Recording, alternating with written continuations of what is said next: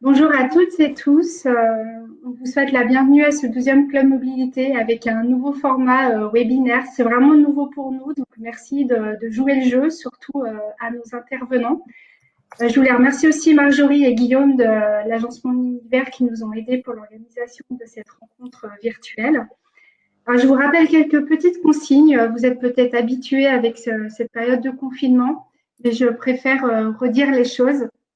Si vous avez des problèmes de connexion durant la réunion, on vous propose de vous déconnecter, de vous reconnecter. Merci de couper vos micros pour éviter les bruits de fond. Vous aurez la possibilité de poser des questions via le panneau latéral à droite, questions, et chaque intervenant y répondra à la fin de sa présentation.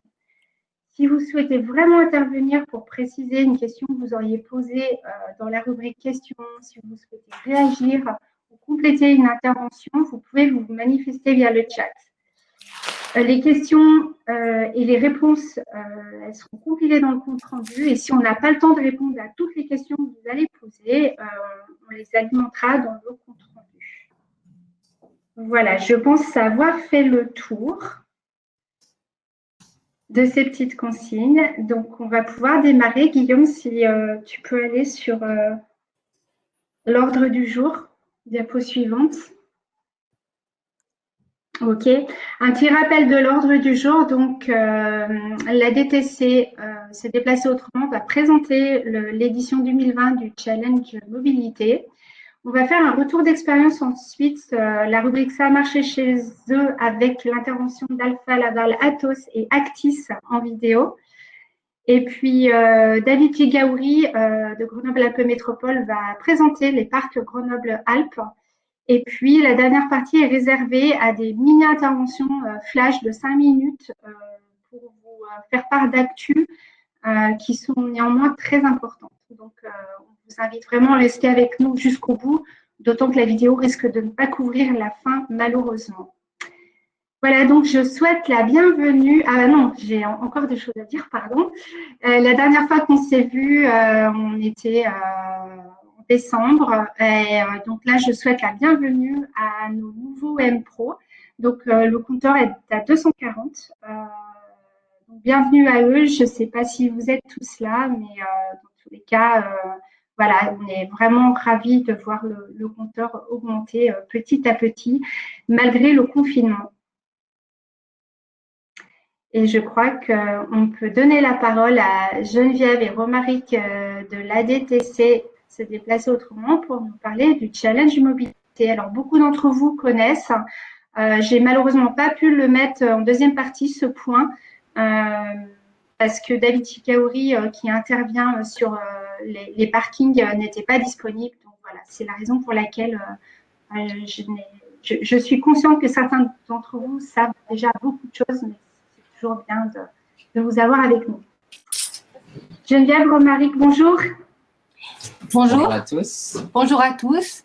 Vous retrouvez pour une nouvelle édition du Challenge Mobilité. Donc, pourquoi est-ce nous qui intervenons? C'est parce que la DTC s'est déplacée autrement et l'association Relais Local d'organisation de ce Challenge Mobilité missionné par la région, mais tout, bien sûr aux côtés du SMAG, qui est l'autorité organisatrice des transports sur notre aire grenobloise. Voilà, la DTC en deux mots, c'est une association d'usagers des transports, marche, vélo, transport en commun, et on favorise aussi l'usage de la multimodalité, donc d'un mode de transport à l'autre. On est aussi très attentif à la mise en place du télétravail, donc ce qui a été très, comment dire, utilisé pendant cette période de confinement. Voilà, donc tout des thématiques qui bien sûr entre tout à fait dans le challenge mobilité. Voilà, donc aujourd'hui, on a décidé de vous parler, rappeler un peu l'organisation à deux échelles, régionale et locale. Comment participer au challenge mobilité? Alors, ça va être des redites pour certains d'entre vous, mais c'est peut-être aussi l'occasion de vous rendre compte que vous êtes totalement au top. Comment aussi dynamiser l'événement, faire participer vos collègues, donc des supports de communication à votre disposition. Des actions incitatives, on en citera quelques-unes. Et puis, si certains d'entre vous veulent témoigner, ils peuvent aussi peut-être sur le chat dire comment ils sont intervenus dans leurs établissements les années précédentes. Et on fera un petit focus sur la remise des prix, enfin les remises des prix à la présentation. On va, pour que ce soit dynamique, surtout d'entre vous connaissent tout ça, on parlera, Romaric et moi, à tour de rôle. Voilà. Alors, venons-en au principe. Mobilité, c'est un événement, c'est la 10e année. Donc, on espère fêter les 10 ans vraiment de façon faste. Et je voudrais spécifier qu'il y a une thématique environnement sur ce challenge mobilité. Donc, toutes les initiatives en rapport avec l'environnement, une sorte de réflexion générale sur l'impact de nos déplacements sur le transport, la qualité de l'air, peut être mise en avant dans chacun de vos établissements. Voilà. Et le principe, c'est effectivement d'inviter tous vos collaborateurs à venir travailler autrement qu'en voiture individuelle, donc à pied, à vélo, en transport en commun, en train, en covoiturage, toutes sortes de modes de déplacement plus exotiques. Bon, on a cité le kayak, mais ça peut être à cheval. Il y a d'autres en roller, bien évidemment. Enfin, et éventuellement aussi de ne pas se déplacer du tout, c'est-à-dire de télétravailler. Ça économise des kilomètres pour se rendre au travail chaque jour. Voilà. Donc, l'objectif pour vous au sein de votre établissement, c'est d'obtenir un taux d'alternants le plus fort possible, une participation donc de vos collaborateurs à jouer le jeu, de ne pas venir en voiture individuelle. Alors, si c'est tous les jours, on en reparlera tout à l'heure dans la déclinaison du dispositif, mais même si c'est tous les jours, il faut jouer le jeu. Il n'est pas question de changer ce jour-là et de venir en voiture. Par exemple, si quelqu'un vient tous les jours à vélo, il ne va pas venir en voiture ce jour-là. On nous fait la plaisanterie régulièrement, mais bon, voilà, c'est de l'ordre de l'humour à partager entre nous. Ah, de Grenoble. Par rapport au pourcentage du taux d'alternants, si des entreprises sont à égalité, le critère qui répartit un peu le classement est basé sur le nombre de kilomètres évités, donc le nombre de kilomètres de report modal, c'est-à-dire on a reporté la quantité d'automobilistes sur des alternatives à pied, à vélo, etc. Voilà, je voulais faire aussi un petit focus sur les acteurs de cet événement. C'est la région qui organise désormais, qui a repris cet événement à son actif et qui soutient fortement cette démarche pour les nouvelles mobilités. Donc, on en est très heureux. Et la région ne pouvant pas organiser d'elle-même sur tout le territoire, elle s'appuie sur des relais locaux, sur tous les départements de la région. Et ici, en Isère, notamment l'ADTC et le relais local sur la grande région grenobloise. Voilà. Donc, aux côtés du SMAG, comme je l'ai dit en introduction. Voilà, je passe la parole à Romaric. Donc là, sur la diapo suivante, on va vous parler donc, des catégories régionales qu'on a sur le challenge mobilité. Il faudra juste passer à la diapo suivante. Il y a peut-être un problème technique. Ah, voilà. Donc, on a plusieurs catégories d'entreprises en termes de territoire. Donc, sur la région, on a une catégorie métropolitaine avec les métropoles lyonnaises, grenobloises, stéphanoises et clermontoises. On a une catégorie ville moyenne, donc les villes moyennes qui sont dotées d'un réseau de transport urbain. Et ensuite, on a une catégorie petites villes et territoires ruraux. Et dans ces catégories, on a également du coup des effectifs de salariés, donc qui seront un peu plus détaillés sur le site du Challenge Mobilité en fonction des différents territoires. Et au niveau local, on a juste des catégorisations en nombre d'effectifs salariés, donc de 1 à 49, pour les structures de 50 à 249, de 250 à 999 et de plus de 1000 salariés. Ça, c'est uniquement sur on se base sur la catégorie métropolitaine, sur tout le territoire du SMAC, du coup, donc sur toute l'aire grenobloise qui comprend le Voironnais, le Grésivaudan et la métropole Grenoble-Alpes. Voilà. Donc ensuite, pour la participation donc, des années précédentes et cette année, vous avez un outil qui est très très efficace et incontournable, qui est la plateforme web sur laquelle vous allez pouvoir trouver donc toutes les informations que vous voulez, déjà pour l'inscription, donc avec le petit bouton « Je participe au challenge », pour vous réinscrire également, si vous avez déjà été inscrit, pour trouver toutes les informations nécessaires à votre participation, réaliser vos informations de relais, commander le kit de communication, et également toutes les modalités du challenge, donc que vous allez retrouver sur le petit onglet challenge tout en haut. Et également, voilà, il y a le petit mode d'emploi. Donc là, on a tout ce qui concerne notamment le règlement du challenge, qui sera important à lire. Des petits onglets qui participent pour avoir tous les participants, les partenaires, les relais locaux sur les informations sur les autres relais locaux. Et le petit onglet à droite, la boîte à outils, qui va être super important, dont je vous parlais un petit peu tout à l'heure, qui vous permettra de trouver tous les outils de communication, les newsletters, les modes d'emploi, donc les modes d'emploi salariés et entreprises, et tout ce qui touche ensuite à la charte graphique et à la presse. Voilà. Donc ça, c'est une plateforme qui va vous être très utile aussi pour la comptabilisation des résultats, dont on parlera. Et il y a même un petit onglet réseaux sociaux donc, sur lequel vous pourrez vous servir. J'en parlerai aussi un petit peu tout à l'heure. Voilà, donc bien sûr, vous avez le bouton « Me connecter » qui vous mènera à votre espace. Je pense que la plupart sont déjà au courant et l'ont déjà utilisé. Alors, sur la diapo suivante, donc, on a la participation. Les inscriptions, comme je viens de le dire, se font en ligne. Je rappelle donc que le jour du challenge, c'est le mardi 22 septembre. Mais vous avez la possibilité de participer un autre jour de la semaine du 16 au 22 septembre, si jamais le mardi 22 septembre, ce n'était pas convenant pour vous.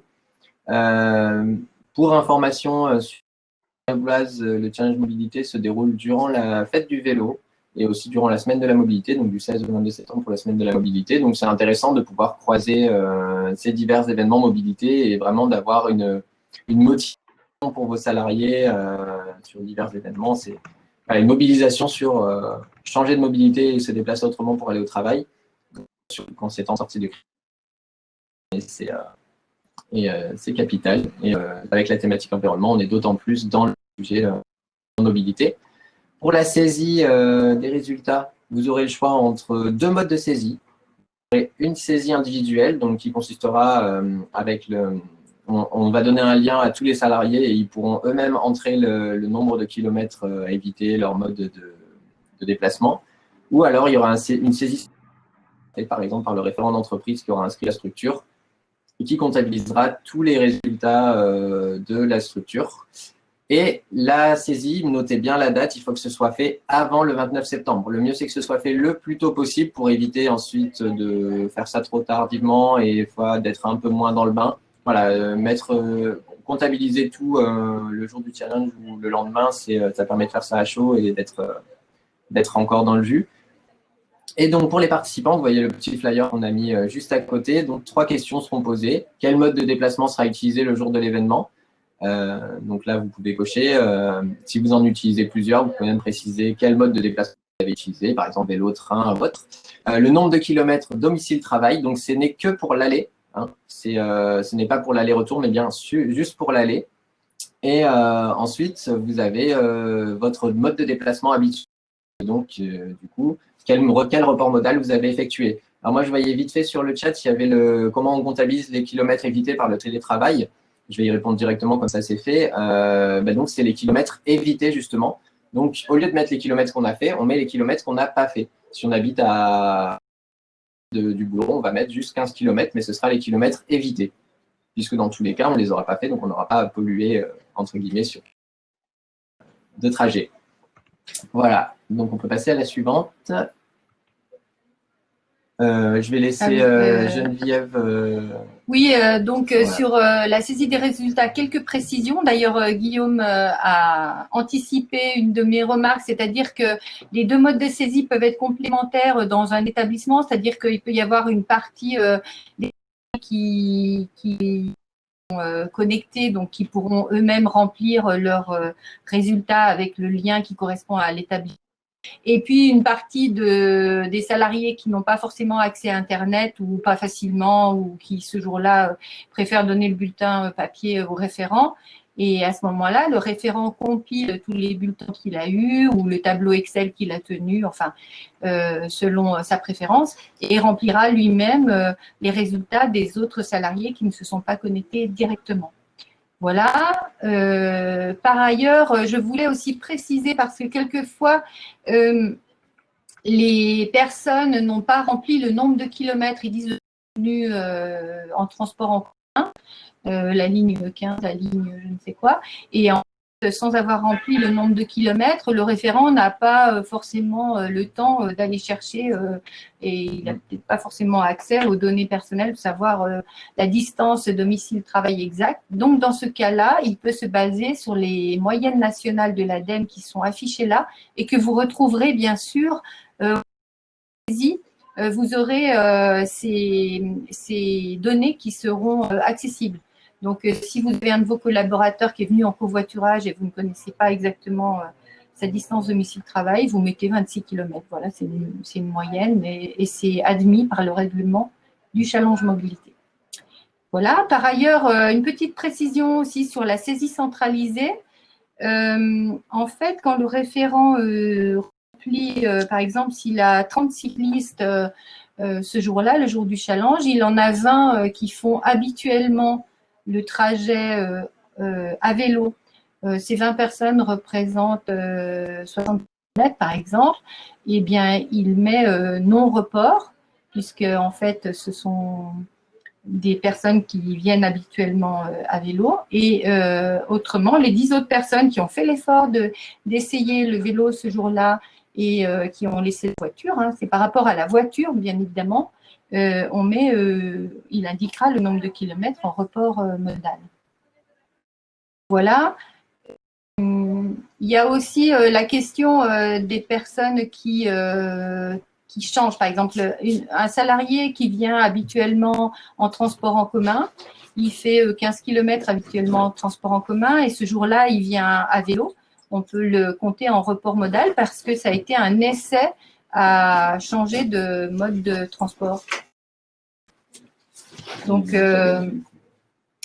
voilà. Autrement, la dernière petite précision, d'ailleurs, une référente nous posait la question hier ou ce matin, je ne sais plus, de savoir si on pouvait bien sûr compter le nombre d'abonnements mobilité pris en charge par l'entreprise. Oui, ça c'est autorisé dans les grands établissements, si le comptage individuel est très difficile.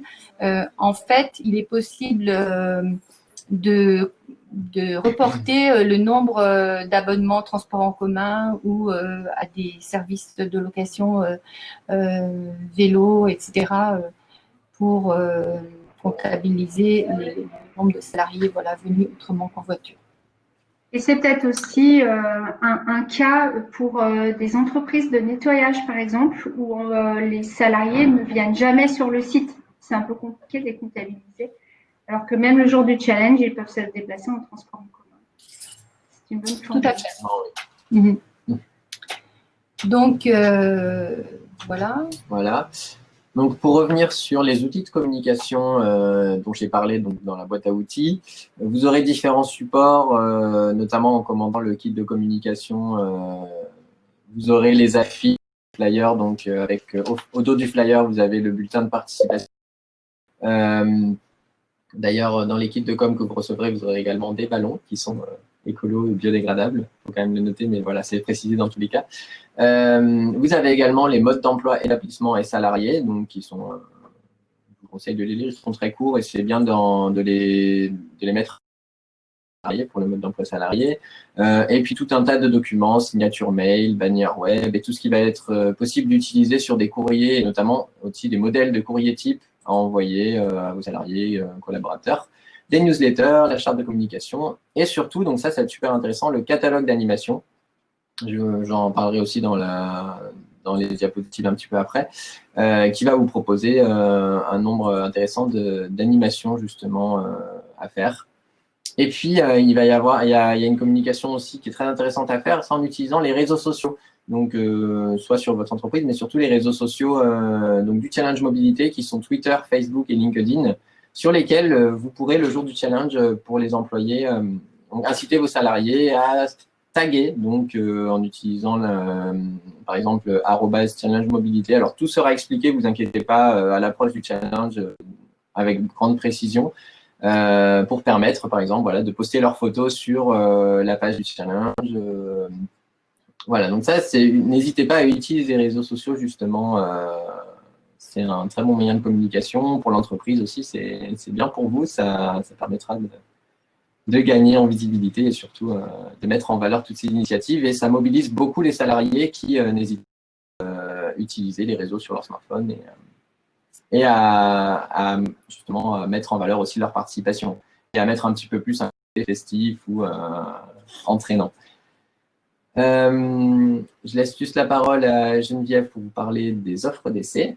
Alors, les offres d'essai des partenaires mobilité, vous voyez, il y a sur la gauche l'affiche des offres qu'on avait pu obtenir en 2019.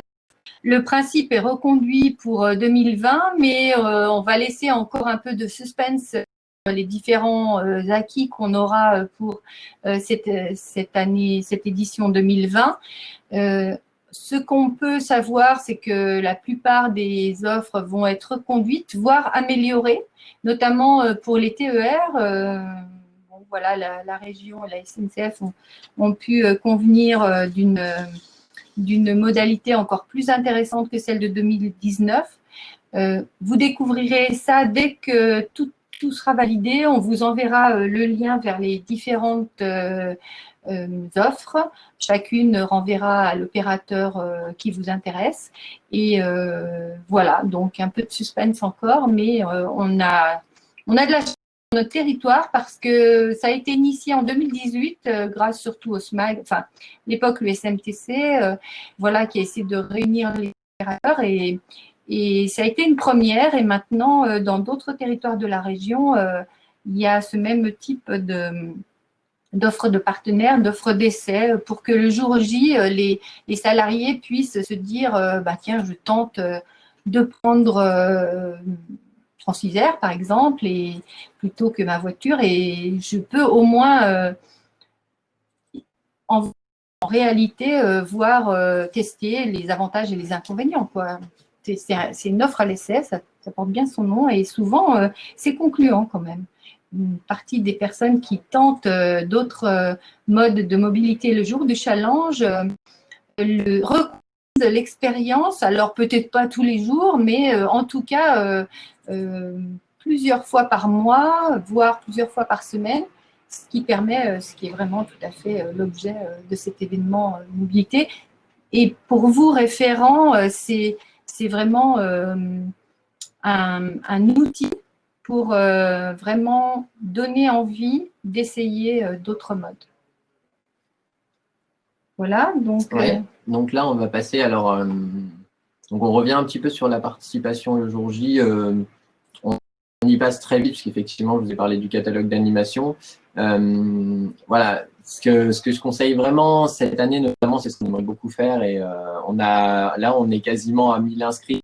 C'est la 10e année du challenge mobilité sur la région. 1000 inscrits sur la région, ça annonce une belle édition malgré la crise sanitaire qu'on vient de vivre.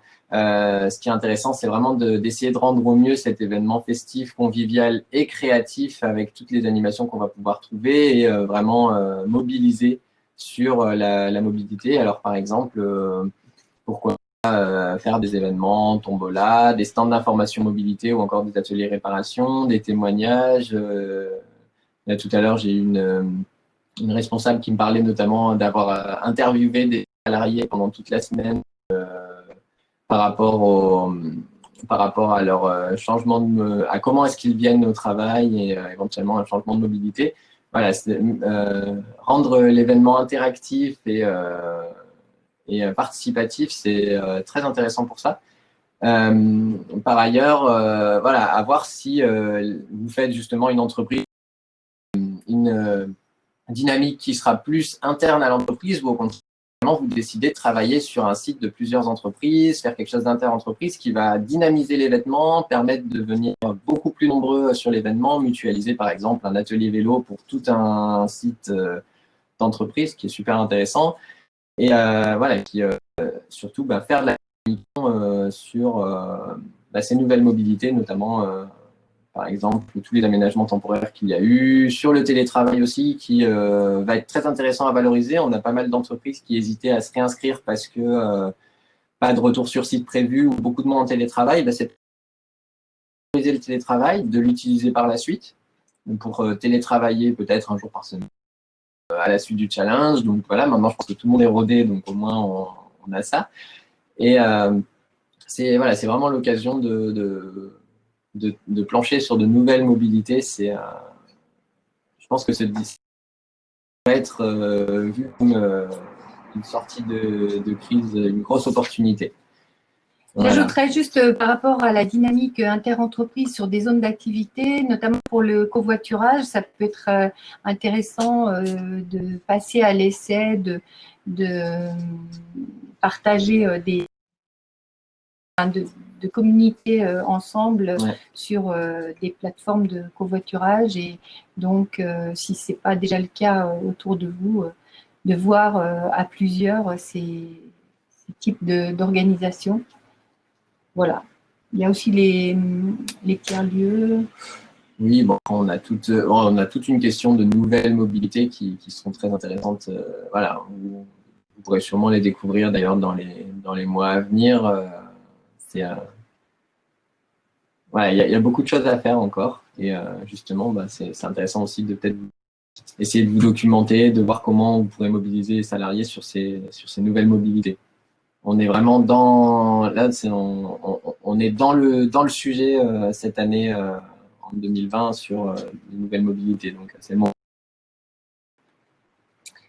On passe aux cérémonies. Il reste un peu plus de 15 minutes. On a presque fini. On a presque fini. Ça pourrait laisser du temps aux questions-réponses, même si c'est plus difficile par Internet, mais on peut peut-être développer davantage. Cérémonie, ça c'est quand tout le monde a bien travaillé le jour J et rempli les résultats. On a un petit laps de temps bien sûr entre le 9 septembre où c'est la clôture des résultats, de vérification de ceux-ci. On insistait sur le fait de rentrer le plus vite possible après la date du challenge. Ça nous permet quand même de voir s'il n'y a pas une erreur de saisie, etc. Bon, il y a aussi encore un petit temps après le 29 qui peut être fait avant, c'est beaucoup mieux. Et après, évidemment, il y a publication des résultats. Et donc, pour cette 10e édition, la primeur sera la région qui va dévoiler ses lauréats par territoire. Des prix est programmée, elle n'est pas encore officialisée, mais ce sera à partir de la mi-octobre. Voilà, sauf contre-ordre. Et nous, localement, on aura une remise des prix, donc ce qu'on appelle la cérémonie locale, à la suite, après la remise des prix de la région. Donc, par rapport à ça, je voulais réexpliquer encore une fois, parce que ce n'est pas toujours évident, notamment pour les nouveaux, qu'il y a deux types de classements. Un classement régional qui correspond aux catégories de territoire qu'on a citées au début, et un classement vraiment propre à notre territoire à nous. Donc, deux cérémonies, vous conviez aux deux cérémonies.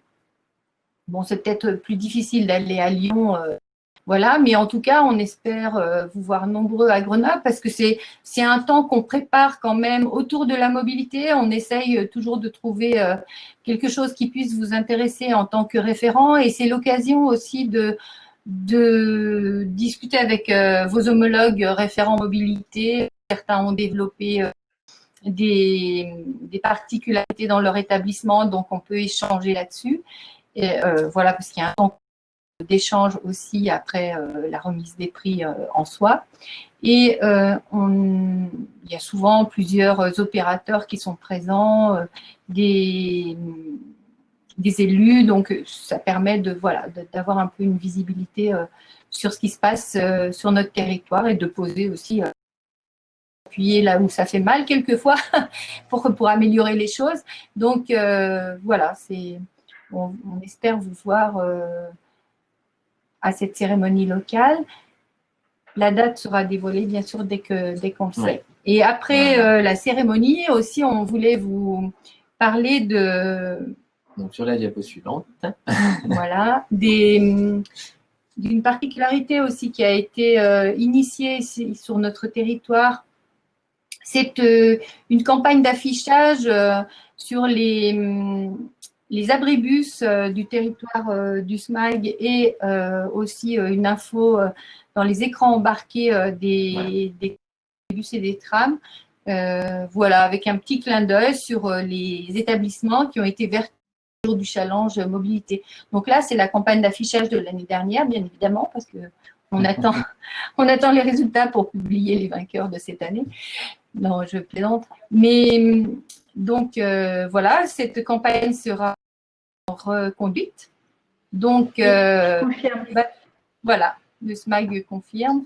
Donc, c'est super. C'est vraiment l'occasion pour vous de faire valoir votre engagement dans la mobilité par rapport à vos établissements. Et cette année, avec la thématique environnement, ça parle d'autant plus voilà, au grand public. Donc, à vous de jouer, je dirais. Ce qu'on peut peut-être dire en complément, sans trop en dire, parce que c'est encore tôt finalement, on va retravailler les lots pour les lauréats, parce que c'est quand même les 10 ans. Donc, oui, c'est vrai. On aimerait faire mieux, donc on y travaille. Et puis la deuxième chose, on essaye de greffer autour de la cérémonie peut-être une intervention, voilà, pour vous parler environnement et pour valoriser votre rôle. Et puis voilà, on vous tiendra au courant, mais on essaye de marquer ces 10 ans. On peut vous l'assurer, on travaille avec la DTC là-dessus et on espère que vous viendrez nombreux. Et la petite nouveauté aussi, c'est qu'on aimerait inviter tous les prestataires M-Pro que vous aviez peut-être rencontrés pour certains lors de Move 2019. Et là, nous, on estime que ce serait vraiment intéressant qu'ils soient là le jour de la cérémonie pour que vous puissiez les rencontrer. Voilà.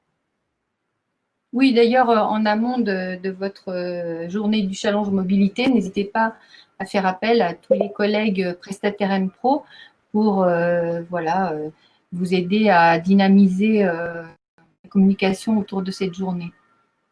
Voilà, dont la pour rappel, pour trouver le catalogue des prestataires M-Pro, vous allez sur votre espace M-Pro avec votre login, mot de passe. Si vous l'avez perdu, revenez vers nous.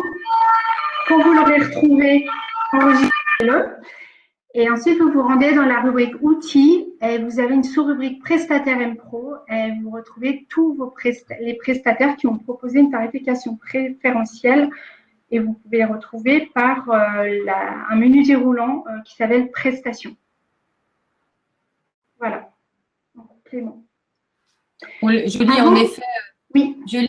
La remarque d'Éric qui dit que l'enjeu des lots est effectivement essentiel pour aider à mobiliser les collaborateurs.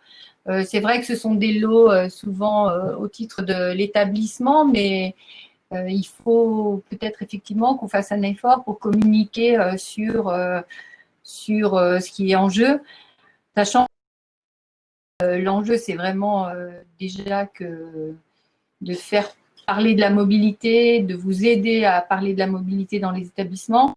Bon, c'est vrai que la carotte du lot éventuellement à gagner peut faire aussi une dynamique, enfin, appuyer sur une dynamique. Donc, j'entends votre remarque. On va essayer de faire encore mieux que les autres années. J'ajouterais notamment que pour les petites entreprises, des fois, il faut quand même une motivation. C'est pour ça que l'année dernière, pour les petites entreprises qui avaient de déplacements vertueux, ce qui n'est pas compliqué quand on a 1 ou 2 employés, on avait quand même toutes les petites entreprises par un petit lot pour l'effort qu'ils avaient effectué.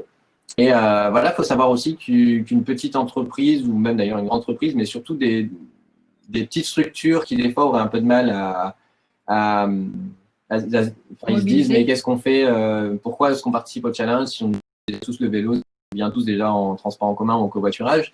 Ben, simplement le fait déjà, comme on l'a précisé, de faire briller l'établissement, de parler un petit peu à sa clientèle, par exemple, pour un praticien, un magasin, un commerçant qui voudrait montrer, voilà, j'utilise une mobilité alternative pour mon travail, et peut-être même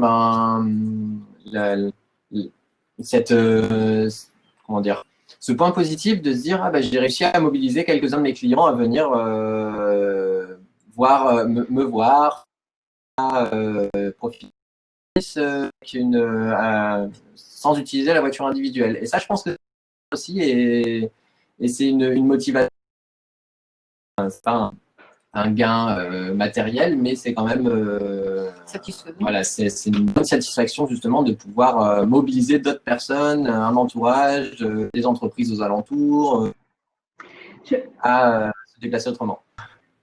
Alors, il reste moins de 10 minutes, on a pas mal de questions. Avant de passer aux questions, est-ce que Guillaume ou Marjorie, vous pouvez lancer un petit sondage auquel on vous invite à répondre. On va en faire un deuxième un peu plus tard. Donc, merci de jouer le jeu, ce serait sympa. Savoir qui s'est inscrit au challenge et on peut passer aux questions. Donc, Marjorie, si tu veux nous lire les questions, faire un petit retour, s'il te plaît.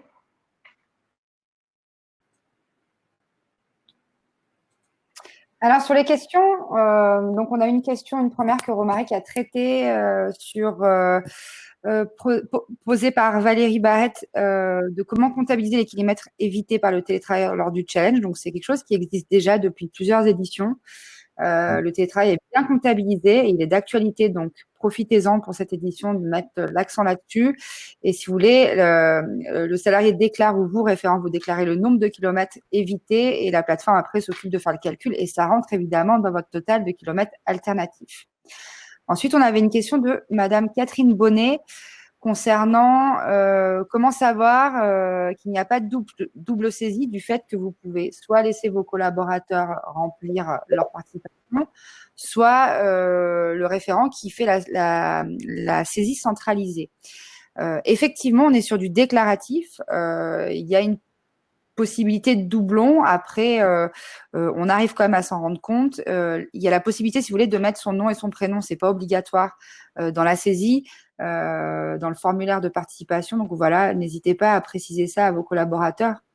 Voilà, nous on fait le tri, mais c'est vrai que sur des gros employeurs, il peut y avoir effectivement des fois des doublons de participation, mais c'est à la marge vu qu'on est sur du déclaratif. Ensuite, on avait une question de Edwige Loire qui nous demandait quand est-ce qu'on allait recevoir les kits de com. Alors, les kits de com, on a dû tout réimprimer à la sortie du confinement puisque la date n'était pas bonne. Donc, on a tout fait réimprimer, les affiches et les flyers pour que vous les ayez à la bonne date. Donc, vous connaissez tous le contexte de ces dernières semaines. Tout a été imprimé. Nous passons par un ESAT aussi où voilà, la remise en route est en train d'être simplifiée. Et normalement, la dernière étape, c'est que vous avez dû tous être contactés par Romaric ou Geneviève ou par nous via des newsletters où on vous demandait de confirmer bien l'adresse de livraison. Pas mal d'entre vous l'ont déjà fait, on vous remercie. Donc, pour répondre à la question, on aura les kits qui vont commencer à partir dans les prochains jours, à partir de la semaine prochaine. Et ils arriveront tout au long de l'été à l'adresse que vous avez mentionnée.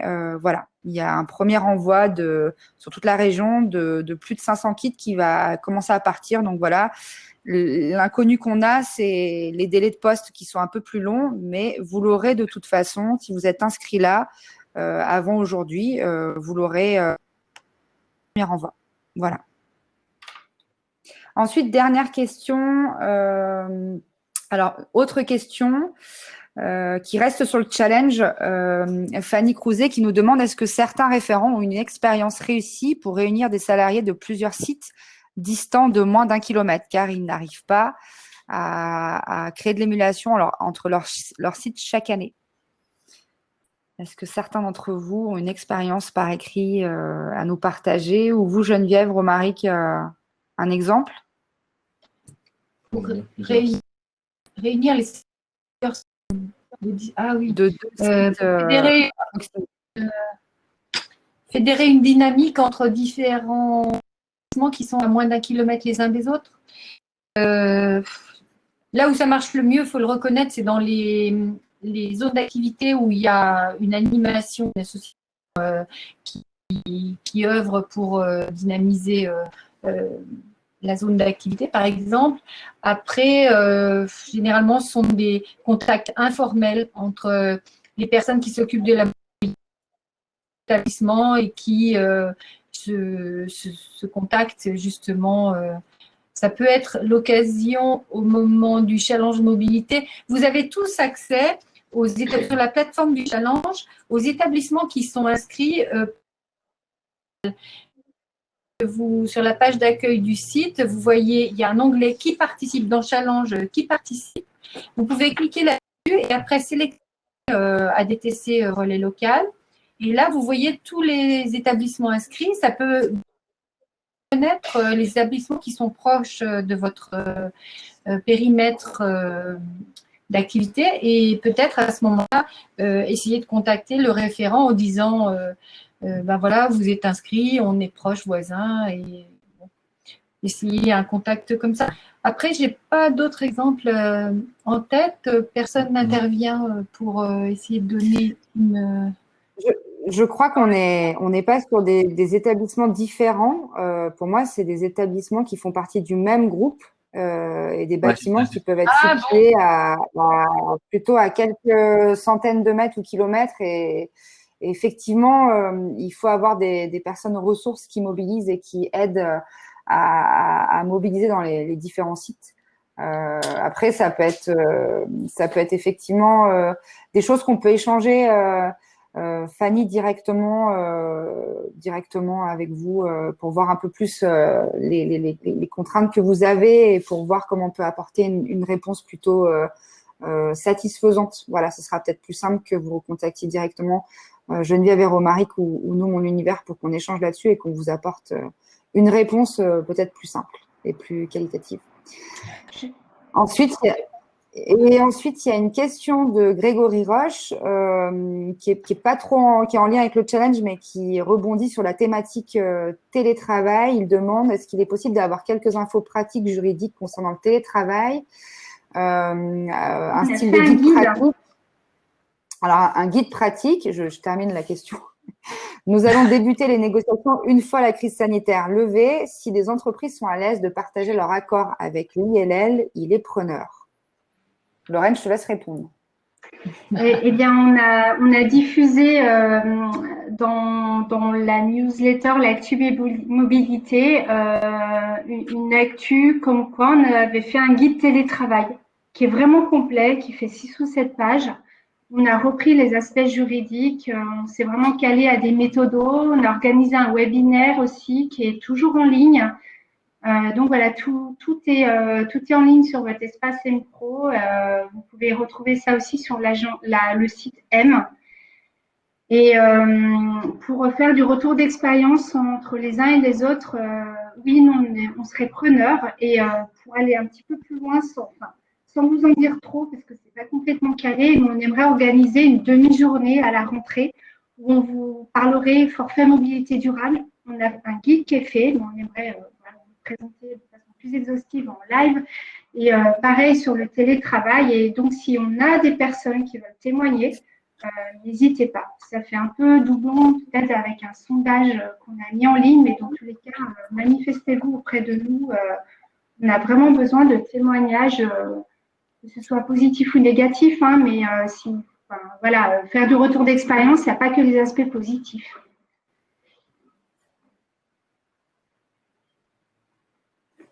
Ok. En tout cas, sur les questions sur le challenge, c'est tout ce qu'on avait eu. La tombola, peut-être. Alors oui, c'est quelque chose que je voulais aborder, effectivement, pour rebondir sur Eric Godard qui disait que les lots étaient importants, effectivement, pour mobiliser.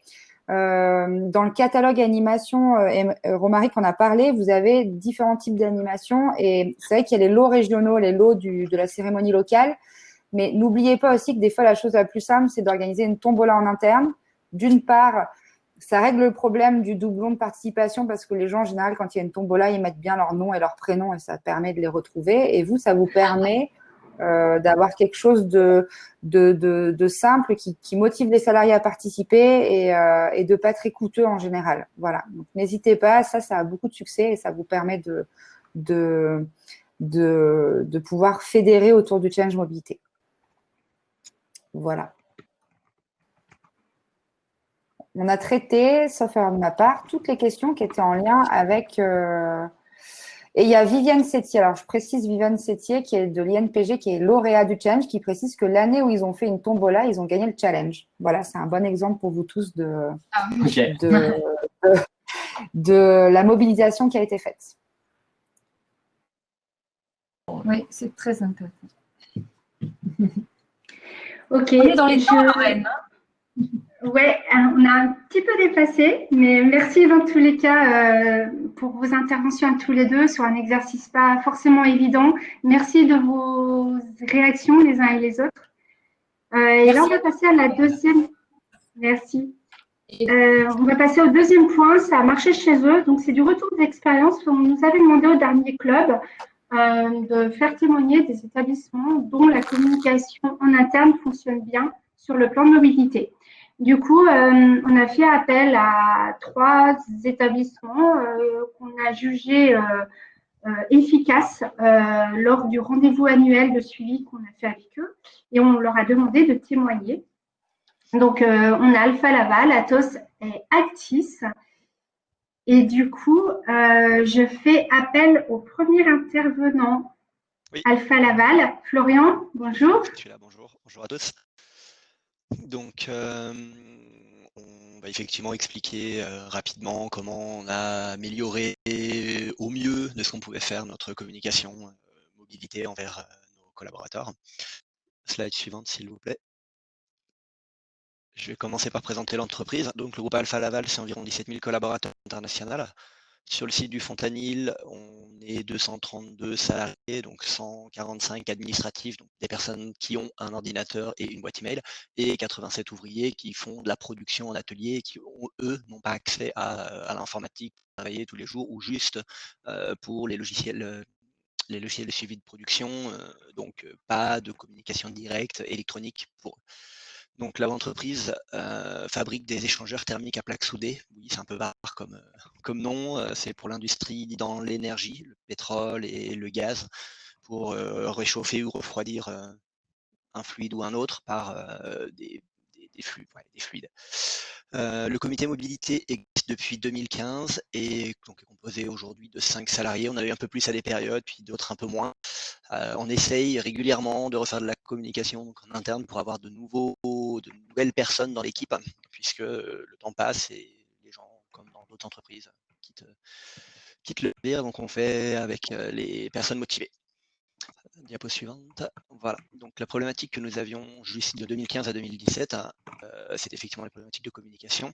Sur le site, nous avons 6 tableaux d'affichage pour la communication interne, 4 pour les administratifs, donc généralement à côté des machines à café, et 2 pour les ateliers, toujours à côté des machines à café. Donc c'est des lieux communs, des lieux de passage. Avec beaucoup d'informations de la direction. Et c'est vrai que nous, la mobilité, on a beaucoup moins de visibilité. Quand le tableau est plein, on sait trop où se mettre, on ne sait pas quoi enlever, parce que ce n'est pas forcément à nous de faire le ménage dans les infos de la direction. Ensuite, on fait nos affiches en interne, mais c'est vrai, comme on l'a dit tout à l'heure, on est juste des personnes qui ont été motivées par le fait de participer à ce comité de mobilité, et on n'est pas forcément des professionnels du graphisme. Donc, on fait des affiches comme on peut, et ça un peu la com, mais c'est vrai que de temps en temps, on va en parler un petit peu après, on réutilise les affiches de la métro ou des types de communication qui nous sont envoyés, où on les remodifie un peu en mettant notre logo, puisque pour avoir une communication interne, il faut que notre logo d'entreprise soit appliqué.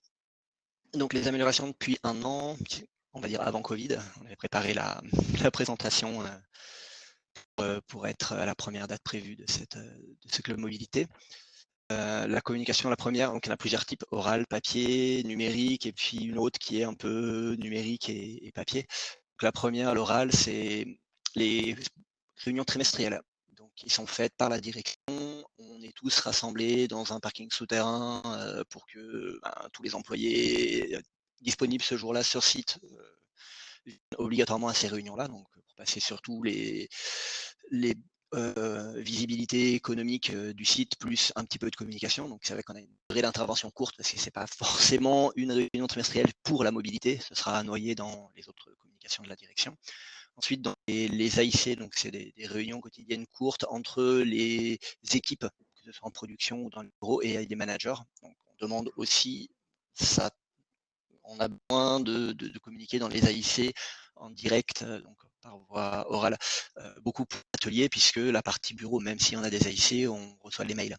Donc on a moins cette problématique-là de communication qui ne peut pas.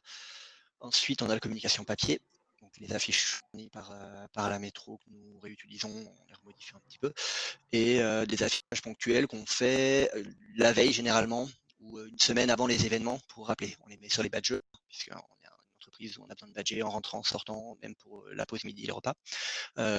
Toilettes, par exemple, pour leur dernière com, et nous profiter en même temps de rajouter un QR code et de faire une enquête mobilité. Donc c'est vrai que c'était pratique, une affiche sur des économies de papier toilette, entre autres, mis dans les toilettes. On trouvait que c'était bien. C'est pas forcément à diffuser pour toutes les campagnes de communication, ces lieux-là, mais on s'est dit que là, c'était bien ciblé. Ensuite, au niveau de la communication numérique, donc effectivement, on a fait des sondages en ligne avec des QR codes. On utilise généralement la mailing list de toutes les personnes du site qui ont une adresse mail, donc tous les administratifs. Mais c'est vrai que de ce côté-là, comme on l'indiquait tout à l'heure, on touche que les employés qui ont une adresse email professionnelle. Et ensuite, donc, on a un site intranet. Et le dernier point, c'est en fait l'entre-deux, entre l'affichage et le mail, puisque Montagnier l'Hebdo, donc c'est le petit journal interne de la direction qui sort toutes les semaines. On a un petit encart à la fin avec informations diverses où on peut mettre 5 à 6 lignes maximum, avec un petit logo, une petite photo pour communiquer là-dessus. Et ce document est imprimé et mis dans les tableaux d'affichage. On a aussi une petite visibilité là. Et la newsletter RH est un nouveau journal interne qui a été fait là juste après le confinement, où on a parlé déjà du challenge mobilité, que la date était décalée pour informer tout le monde de l'avancement, et qui va sortir tout le trimestre et sera aussi affiché, pour ne pas l'avoir que par mail. Diapo suivante. Donc les améliorations qu'on pense qu'il est encore possible de faire malgré tout ce qu'on a déjà mis en place par rapport aux problématiques de communication qu'on avait au début. Donc la mise en avant de l'intranet, c'est-à-dire aujourd'hui on communique des infos à jour, on essaye pas avoir plus d'1 an de retard, parce que, par exemple, on mettait les horaires de tram qui desservent les pourtours de tram, de bus, des lignes transisaires, de trains qui desservent les pourtours de l'entreprise. Ça évolue régulièrement, donc on essaye au moins 1 fois par an de remettre à jour par rapport aux horaires. Ensuite, on a plusieurs fois donc essayé de faire venir des personnels d'atelier, donc les gens qui n'ont pas d'adresse mail, pour savoir eux comment ils le ressentent, comment ils préféraient la communication, mais on n'a jamais eu au moins une personne de l'atelier qui est venue pendant une période avec nous. Donc c'est compliqué, on essaye à chaque fois, quand on ouvre, on cherche des nouveaux collaborateurs intéressés pour participer à notre comité mobilité.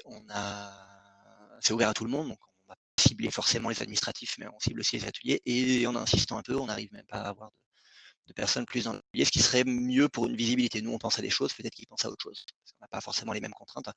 Quand on parle de covoiturage et de challenge mobilité, ils le font déjà tous les jours parce que leurs horaires, ils sont en 3-7, et donc c'est des horaires très tôt, très tard, ils se connaissent tous en fonction de leurs horaires, de leur poste de travail, et ils s'arrangent déjà. Donc il y en a certains qui ne peuvent pas avoir de lien avec la direction, même si le challenge mobilité n'est pas forcément en lien avec la direction, c'est nous, le comité mobilité, qui le gérons.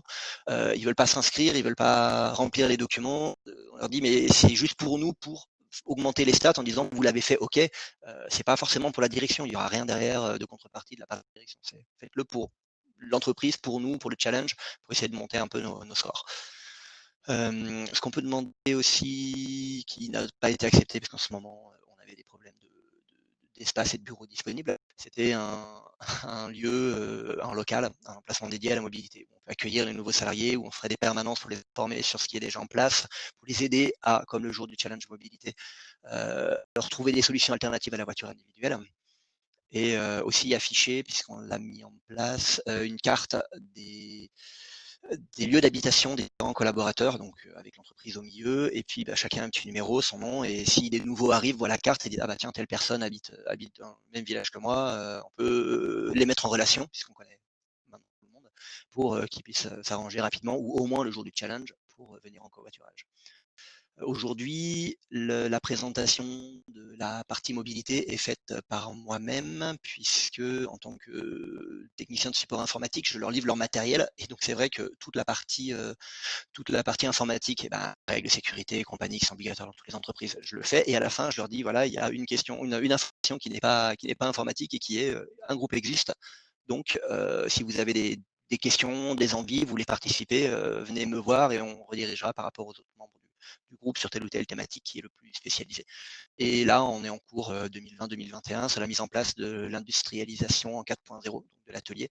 On aura beaucoup plus d'écrans tactiles, de tablettes en Wi-Fi mises en place, où on pourra passer plus de vidéos, d'affichage interactif pour, entre autres, des événements. Il me semble que c'est fini. Merci bien. Si vous avez des questions, je vais regarder.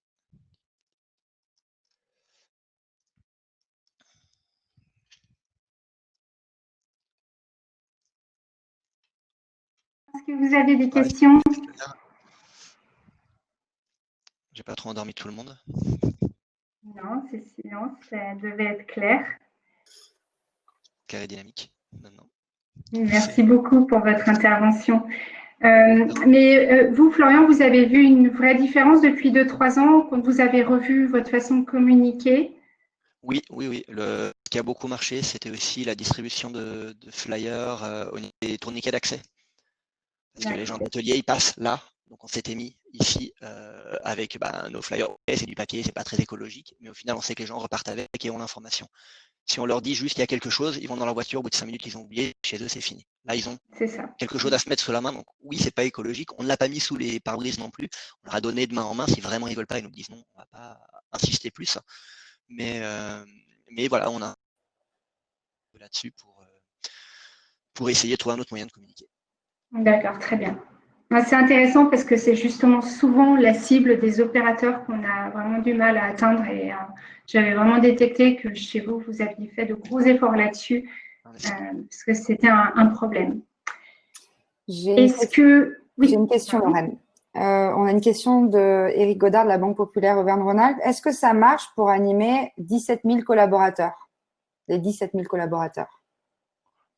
Si on arrive à les toucher, le problème de la communication, je pense qu'il y a dans toutes les entreprises, c'est qu'à partir du moment où on arrive à toucher tous les collaborateurs un par un, on pourrait toucher 17 000 collaborateurs. Si avant on n'utilisait que la mailing list avec les 100, je ne sais plus combien on a donné tout à l'heure, 130 personnes qui ont des boîtes mail, forcément on va toucher que 730 là, les 87 qui étaient dans la partie atelier n'auront pas l'information. Donc à partir du moment où on arrive à toucher tout le monde, je pense qu'on peut mobiliser tout le monde. Après, les gens pourront être plus ou moins réticents à participer parce qu'ils ne connaissent pas, ils l'ont pas forcément vu là comme les autres années, parce que ils ne sont pas motivés, ou ils habitent vraiment dans un coin perdu où il n'y a que eux, il n'y a personne d'autre.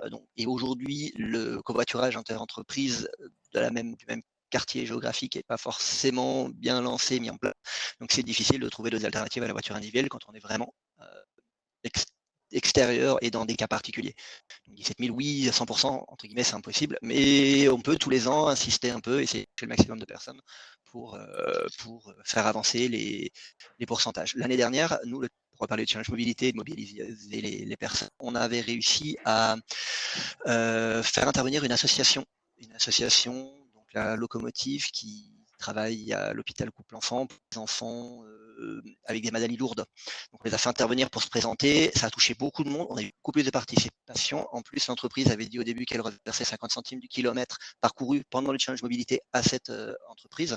Donc les gens ont insisté vraiment pour le faire, ils ont dit même s'il pleut, moi je le fais. alors que les autres années, c'est « oh, s'il pleut, je le fais pas, puis on verra après ». Et au final, vu que les collaborateurs sont beaucoup impliqués et que la direction a vu que ça marchait bien, et ils sont revenus à 1 euro par kilomètre reversé à l'association, et donc tout le monde était content. Autant l'association qui est venue se présenter, qui est venue recevoir le chèque à la fin, que nous, parce que ça a motivé les troupes. Donc cette année, il faut qu'on trouve autre chose de plus performant, et là, je ne sais pas encore ce qu'on va faire. Il faut qu'on y réfléchisse pour septembre.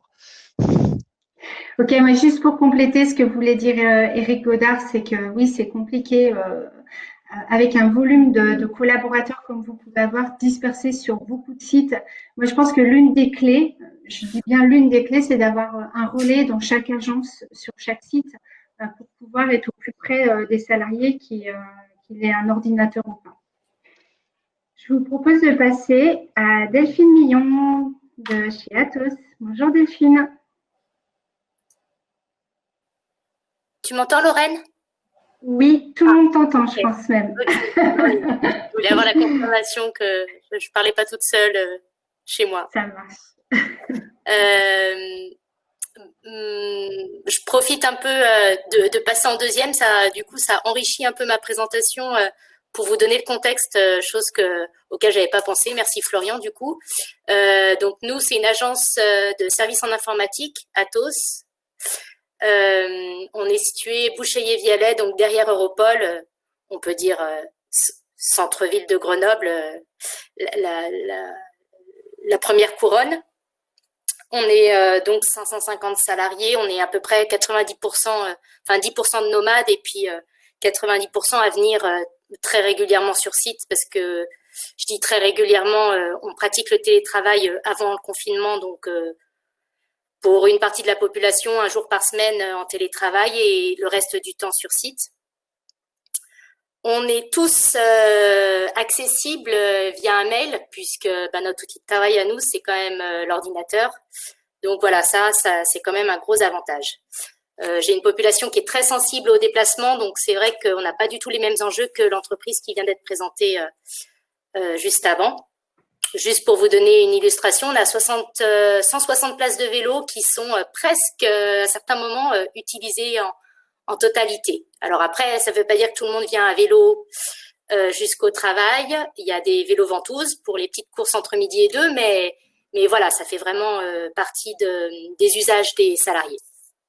Alors, pour en revenir au sujet qui nous intéresse, c'est la communication sur la mobilité. Alors, le PDM, mais aussi tous les sujets en lien avec la mobilité, j'ai élargi, bien sûr. Alors, j'ai fait 2 volets, l'information un peu en continu. Donc, comme je viens de le dire, les mails, parce que là, j'atteins toutes les personnes qui travaillent sur le site ou qui sont chez le client. Donc, on va souvent, je vais être le relais d'informations que le SMAG me transmet. Donc, informations sur la pollution, des transports en commun. On fait des relais sur les enquêtes de l'AFUP, par exemple, ou des infos en interne sur les ICA vélo ou les mesures qui sont mises en place en interne entreprise. Donc, informations sur la région et puis des informations sur la mobilité chez Atos. On utilise aussi les affiches, flyers. Donc, reviens je suis toujours sur le même slide. Ouais. Donc là, format papier, on va soit afficher format A4 sur, par exemple, le challenge mobilité. On va placarder un peu les ascenseurs, les portes, les portes, les salles de café, ou laisser des flyers. Moi, je reçois, par exemple, des plans, des pistes cyclables ou des changements de tarifs de Transisère. Voilà, c'est le genre d'information que je vais laisser traîner sur les tables des salles café.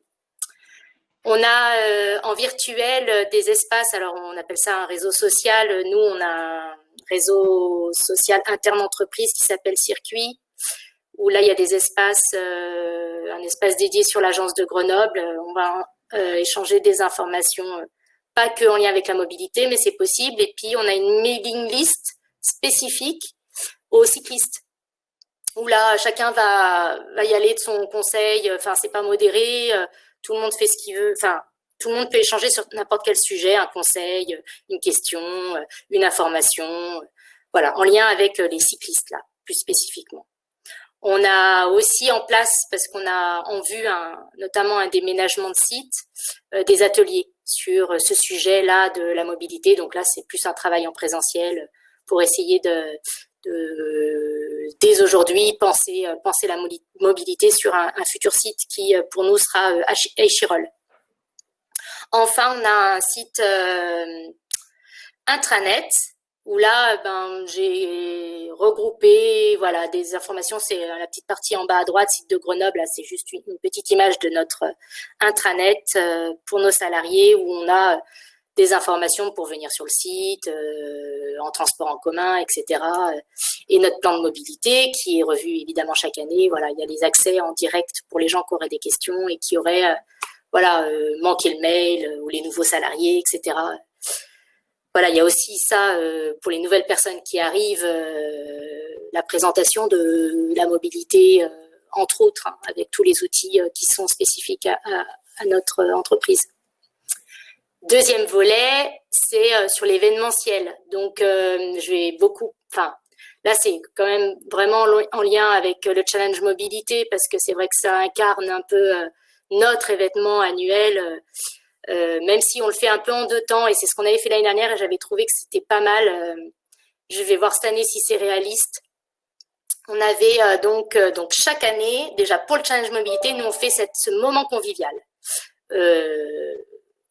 C'est un petit déjeuner offert sur le parvis et vraiment c'est un moment qui est vraiment chouette parce que les gens y viennent, ils prennent le temps de discuter et il y a un vrai échange. Donc notre direction elle offre le petit déjeuner, donc c'est vraiment le petit côté sympa pour les salariés et je vois, c'est pas je prends mon croissant puis je vais travailler, c'est je prends mon croissant et je me pose, on discute, t'es venu comment, oui en kayak, non moi j'ai mis un cheval sur un kayak, enfin voilà, c'est marrant, on se pose et on discute et on parle de mobilité entre autres.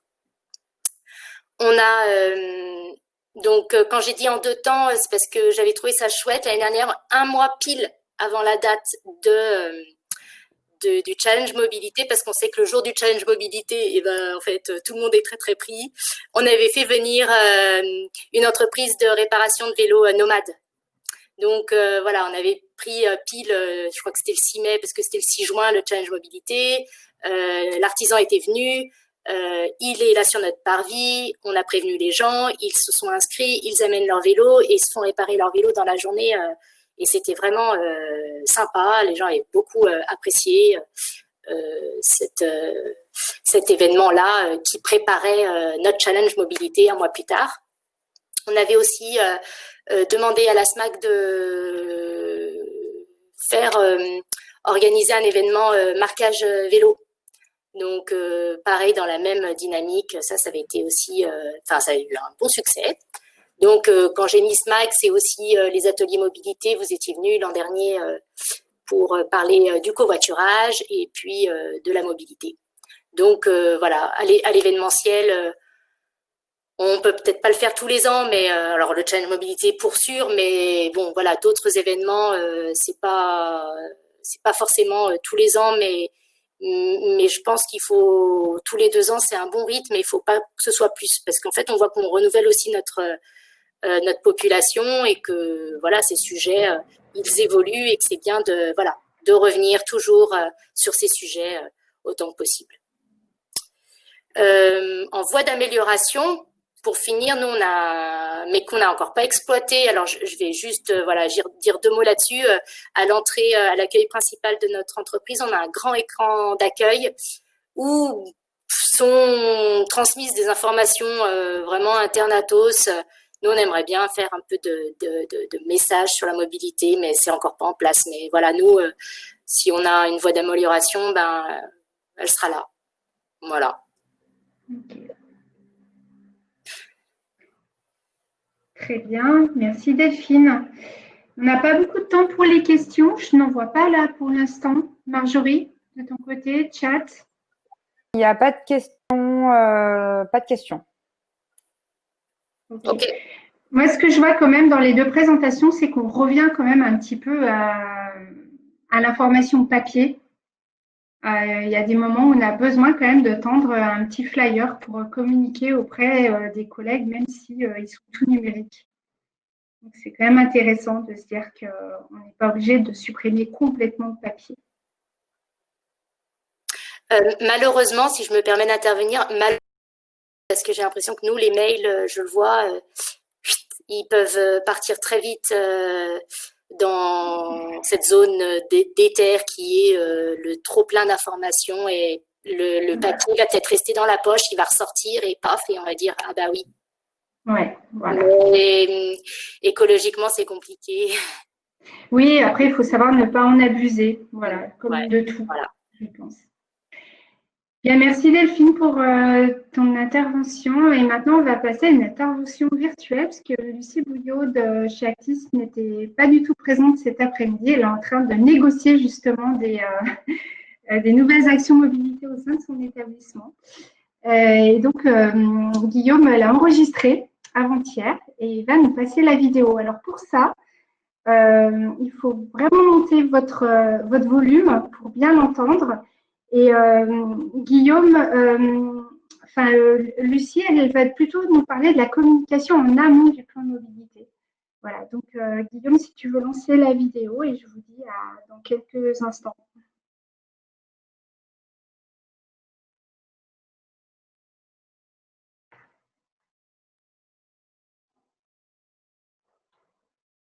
On n'a pas de son Guillaume pour l'instant.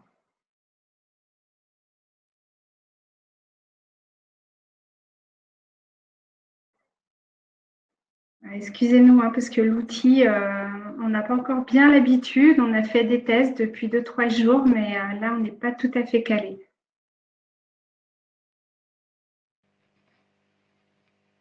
Peut-être qu'il faut que je sois avec vous. C'est possible. Bonjour à tous, donc je me C'est mieux. présente, Lucie Bouillot, Ça marche. de ressources humaines au sein d'Actis, bailleur social sur la région grenobloise. Et j'ai également la casquette de référent mobilité au sein de l'entreprise. Et on est à peu près 260 salariés.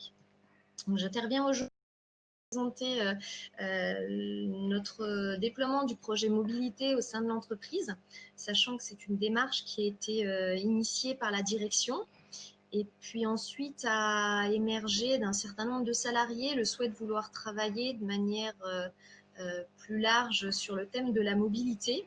Donc on a mis en place un groupe de travail mobilité qui était en charge d'élaborer un plan d'action qu'on a orienté sur 3 axes, le transport en commun, le vélo et le covoiturage.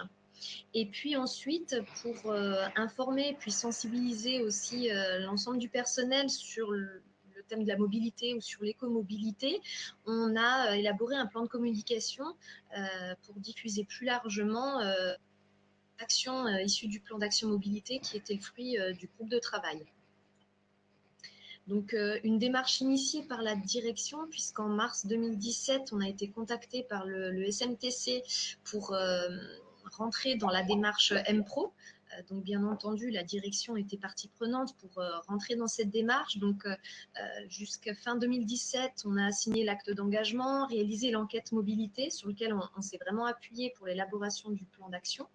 Et puis, on a signé évidemment la convention de participation PDM Pro qui engageait aussi l'entreprise à partir sur un certain nombre d'actions en faveur de la mobilité. Donc, en mars 2018, on a informé les salariés via notre journal interne sur le fait que Actis intégrait cette démarche MPRO, de les informer aussi sur les résultats de l'enquête mobilité qui avait été menée, qui indiquait un report modal possible sur les transports en commun, le vélo et le covoiturage, et puis aussi de présenter aux salariés les premières actions qui étaient proposées par l'entreprise en faveur de la mobilité, comme par exemple de promouvoir les plateformes de covoiturage, de participer de manière un peu plus intensive sur les abonnements vélo. Donc, on a proposé de participer à hauteur de 80%, de réduire automobile pour aller pour réduire cette flotte et aller vers des véhicules électriques ou aussi vers une flotte de vélos. Donc ça faisait partie de nos premières actions. Et puis, en juin 2018, on a eu la journée du personnel de l'entreprise où la direction souhaitait que les salariés fassent remonter un certain nombre de sujets sur lesquels ils aimeraient que l'entreprise avance et travaille. Le sujet de la mobilité est bien évidemment ressorti. Donc, lors de cette journée, la direction a annoncé la constitution future d'un groupe de travail mobilité qui travaillerait sur la mise en place d'un plan d'action mobilité. Donc, dès octobre et novembre 2018, on a constitué ce groupe de travail. Moi, j'étais en charge de piloter ce groupe de travail. On a choisi de le constituer de 2 élus du personnel et puis de 6 salariés volontaires. Il y a eu un engouement assez fort pour cette thématique. Donc, au final, on a tiré au sort parce qu'on avait beaucoup plus de volontaires que de besoins. Et c'est en décembre 2018 qu'on s'est réunis pour travailler sur l'élaboration d'un plan d'action. Donc sur la première séance, on avait axé notre travail sur se poser la question quels étaient un peu les freins, pourquoi les salariés autosolistes ne basculaient pas vers un mode de transport plus doux. À la deuxième séance, on a travaillé donc sur chacun des axes, transport en commun, covoiturage et vélo. Quelles sont un peu les pistes d'action qu'on pourrait proposer et qui permettent de changer leurs habitudes et aussi de promouvoir auprès d'eux les autres modes de transport.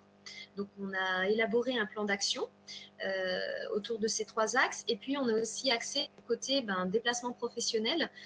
Voilà, on souhaite aussi que l'usage des véhicules de service où on est tout seul dans sa voiture alors à quelques kilomètres, voilà, de dire on pourrait peut-être utiliser une flotte de vélos, on peut peut-être aussi utiliser les transports en commun, etc.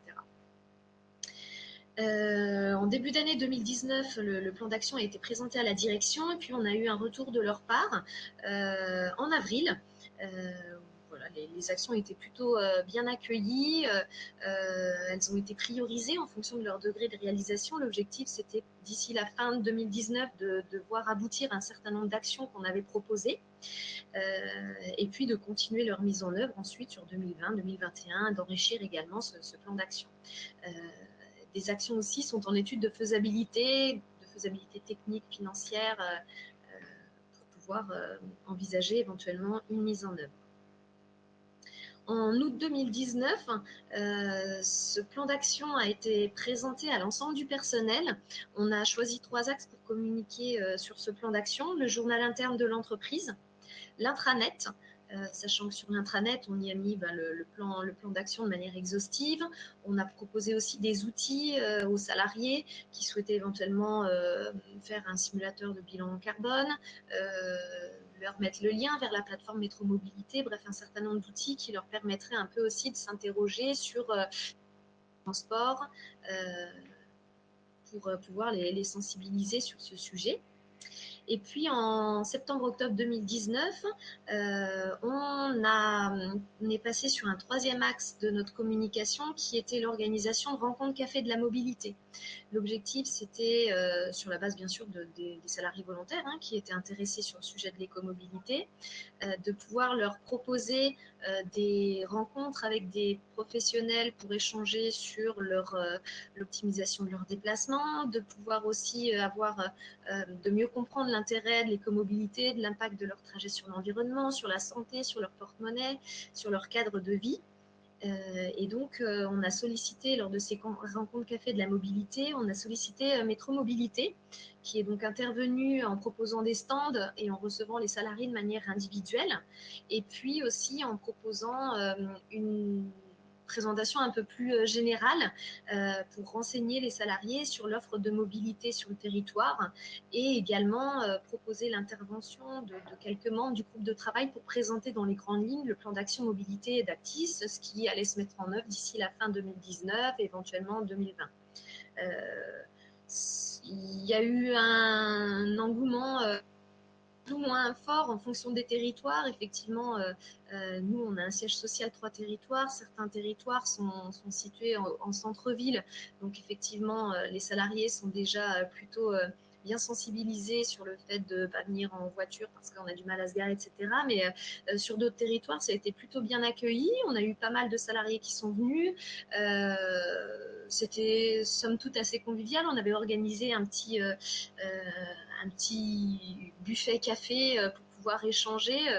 Nous aussi, les membres du groupe de travail mobilité, on était là pour échanger avec eux et voilà, parler avec eux de la manière dont ils voyaient les choses, pourquoi éventuellement ils étaient venus sur cette réunion, pourquoi ils venaient éventuellement en voiture et quels étaient un peu les freins, pourquoi ils ne basculaient pas sur un autre mode de transport. Voilà, donc maintenant pour la suite, c'est de faire vivre ce plan d'action mobilité, d'en assurer le suivi et puis aussi de l'enrichir avec d'autres actions.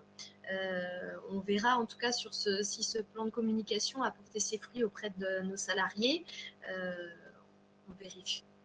Voilà, il y a eu un report modal sur l'un ou l'autre des axes sur lesquels on a mis l'accent quand on a travaillé sur notre plan d'action. Voilà, je vous remercie en tout cas de votre attention.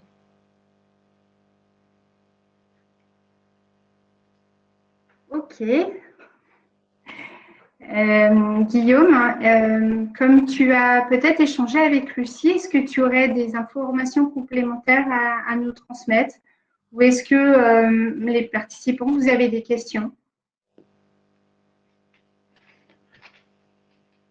Alors, des informations complémentaires, pas forcément. Ce que je sais, c'est que Actis, ils ont mis en place des petites actions, finalement, des choses qui sont pas forcément transcendantes, mais des choses qui facilitent la vie des gens au quotidien. Ils ont placé des petits porte-manteaux, des espèces d'accroches spécialisées pour les cyclistes et pour les piétons pour pouvoir mettre leurs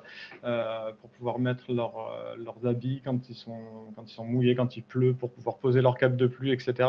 Donc, ils sont vraiment allés sur des choses au début très fines qui facilitent finalement le quotidien, qui transforment pas la répartition modale des salariés directement, mais voilà, ils ont mis en place des petits casiers pour les trottinettes. Voilà, c'est vraiment des choses de détail qui résultent justement des choses auxquelles on ne pense pas forcément et qui résultent de cette concertation qu'ils ont eue, de la participation de leurs salariés sur cette thématique et sur la construction du plan d'action et l'amorce petit à petit de la sensibilisation à la mobilité.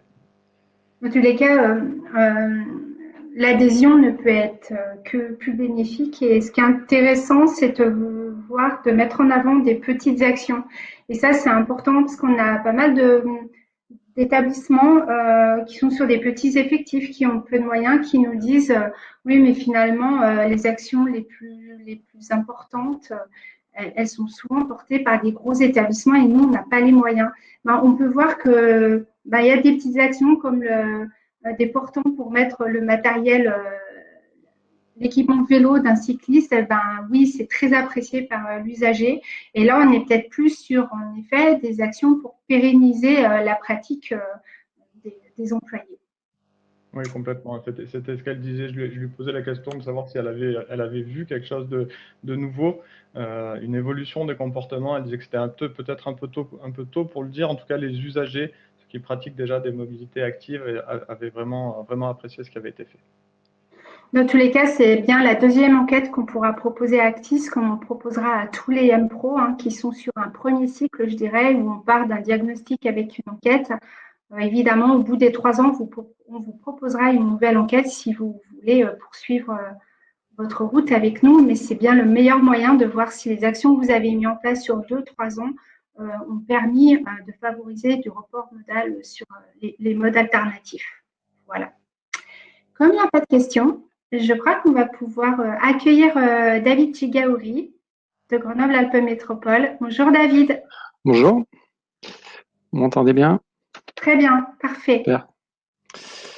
Super.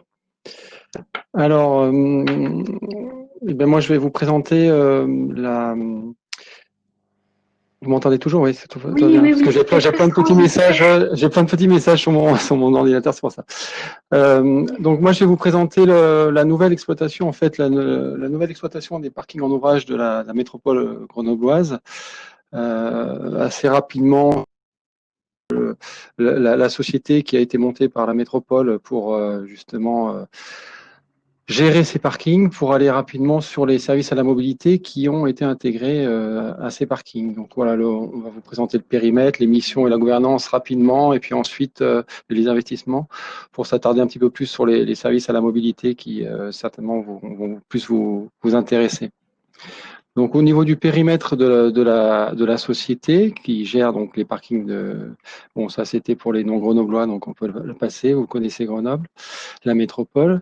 Donc la société Parc Grenoble Métropole, qui est une CEMOP, donc c'est une société d'économie mixte à opération unique, représente du coup et gère 21 parkings dans l'agglomération et qui sont essentiellement tous sur la ville de Grenoble. Et ça représente à peu près 8000 places de stationnement. Vous pouvez voir sur cette diapo que lors de la nouvelle exploitation, la nouvelle délégation de services publics, les parkings, certains parkings ont été renommés pour les identifier plus facilement à leur territoire, comme par exemple le parking Philippeville qui s'appelle maintenant Grenette Téléphérique, qui est identifié un petit peu plus facilement à côté de la place Grenette et du téléphérique. Voilà pour les périmètres. Donc là, essentiellement, le gros des parkings se situe autour du centre-ville. Donc on a essentiellement des parkings de centre et on a quelques parkings, 6 parkings sur le sud de Grenoble. Donc ce sont les parkings plutôt abonnés qui sont dans le quartier de la Villeneuve de Grenoble. Il y a un seul parking qui est disponible pour les visiteurs du quartier, c'est le parking des Géants. Sinon, ce sont tous des parkings abonnés. Voilà pour le périmètre.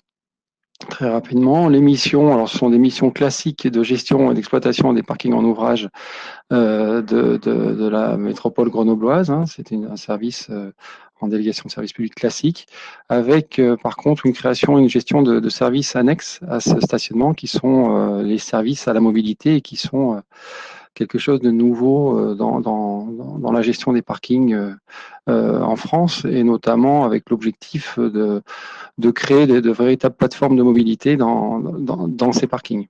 Voilà pour les missions. Une mission aussi expertise un petit peu.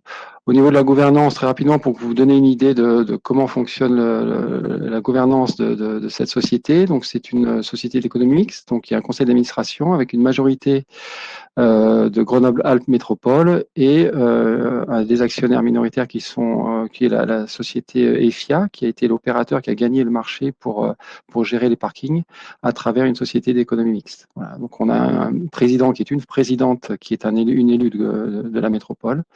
Et ensuite, on a un directeur général classique avec toutes les structures d'organisation de la société. Voilà, ça c'est une SEM et la métropole contrôle la délégation de service public à travers sa mission de propriétaire de son patrimoine. Voilà pour la gouvernance. Les investissements, alors comme on a renouvelé l'exploitation il y a maintenant 1 an, il y a un certain nombre d'investissements qui ont été faits dans les parkings, vous les avez peut-être déjà vus, donc déjà l'enseigne. Les enseignes ont été toutes renouvelées avec Parc Grenoble-Alpes Métropole, donc le nom de l'opérateur. Et un certain nombre d'investissements ont été faits, et notamment tout le système péager, les caisses dans tous les parkings ont été renouvelées. Donc on a un matériel complètement neuf, avec ensuite une série d'investissements sur la peinture, sur un certain nombre de choses, et surtout les services à la mobilité que je vais vous présenter maintenant.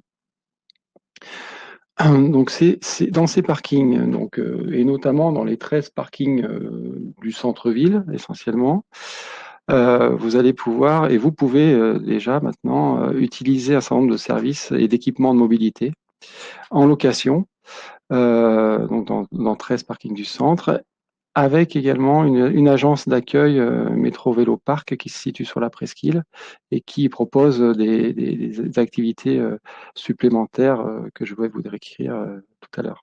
Voilà. Et également des équipements.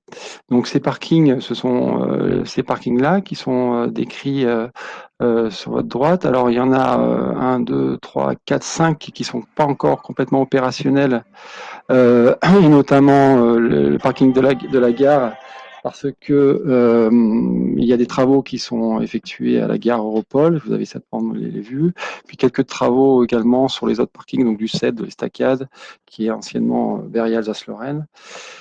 et Harlequin, les deux parkings du sud des Géants qui sont pas encore prêts. Donc voilà les 13 parkings qui sont identifiés pour proposer des services à la mobilité. Dans ces services à la mobilité, vous allez avoir de la location de vélos et de trottinettes électriques. Vous avez depuis le 2 juin, vous pouvez louer dans ces parkings. Donc 80 vélos à assistance électrique, 40 vélos assistance électrique avec un navigateur intégré, 12 vélos cargo de différents types. Il y a 3 types, des shorty, des flatbed et des family, comme vous pouvez le voir sur la diapo, et 32 trottinettes à assistance électrique. Voilà. Donc l'idée, c'est l'automobiliste rentre dans le parking et termine son trajet pour aller faire du shopping ou autre avec une trottinette, un vélo électrique et ensuite revient au parking et avec ses courses dans son vélo cargo et reprend sa voiture pour repartir chez lui. Ça, c'est un des objectifs de ces services à la mobilité. Bien sûr, ces services sont aussi destinés aux personnes qui n'utilisent pas forcément leur voiture et qui sont à proximité des parkings et qui peuvent les utiliser, bien sûr. Voilà pour les trottinettes et les vélos électriques. Alors avec des tarifs qui sont complémentaires aux tarifs de Métro Vélo. Oui, ce que je vous ai pas dit, c'est que vous avez vu que les vélos étaient de la marque Métro Vélo. Donc pour les usagers, que ça soit dans les parkings ou dans les agences Métro Vélo, c'est la même chose.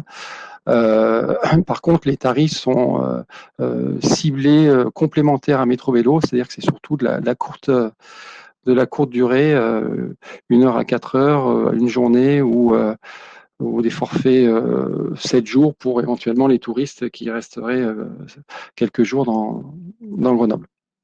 Voilà pour les tarifs. Deuxième service également dans les parkings qui vient d'être complètement renouvelé, c'est qu'on propose maintenant des consignes à vélo sécurisées avec de la vidéosurveillance, avec un badge d'entrée dans ces 13 parkings aménagés.